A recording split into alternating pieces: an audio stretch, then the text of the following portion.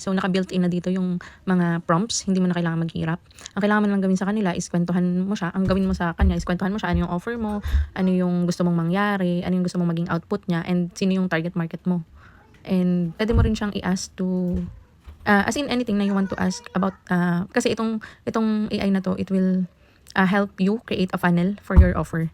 And even yung mga copies na rin. Pati nga creative sa suggest ka rin niya. So, ayan, tingnan natin mangyari.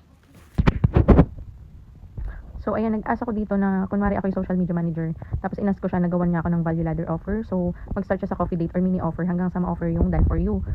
So yung gagawin ni GPT ko is, gagawa niya ako ng funnel structure and offer structure. Pati, sinabi ko rin yung target market ko is mga finance or nasa insurance. And ano yung mga possible dialogues ng mga target market ko para makapag-promote ako. So, ito na yung sagot niya. So, funnel structure, social media, specialist for finance insurance, value ladder offer. So, freebie daw, mag-offer ako ng freebie. Ito yung entry point. Free Canva templates for finance professionals, goal, build trust, and collect leads. Coffee date offer, offer idea, 1 hour audit or consultation. Price range, o diba, nag-suggest na rin yung GPT ko ng price range. Build rapport and establish authority. Core offer, main service, offer idea, done for you, social media design package. Pati package, ginawan ka na niya. Include 30 posts per month, optimized for insurance. Pati price, nakalagay na. Upsell offer, so full branding and marketing package na to for finance professionals. So, konting tweak lang siguro. At least may idea ka na what to offer and paano i-structure yung offer mo from first entry to high ticket. So, funnel flow. Ayan, may step 1, step 2. Ayan. And suggested dialogues for target audience. So, ito talaga, pinag-research ka na rin na ng market mo. Dialogues. Gumagawa ka naman ng Canva post buong gabi, pero 10 likes lang ulit na napapagod ka na rin siguro.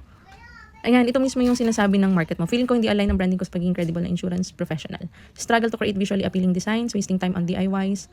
Hirap na ako mag-post consistently, hindi pa pleasing ang itsura. Ang dami ko nang ginastos sa ads pero walang pumapansin, pati ads. Ayan, desires to attract more clients. Gusto ko na lang sana mag-focus sa prospects and sales.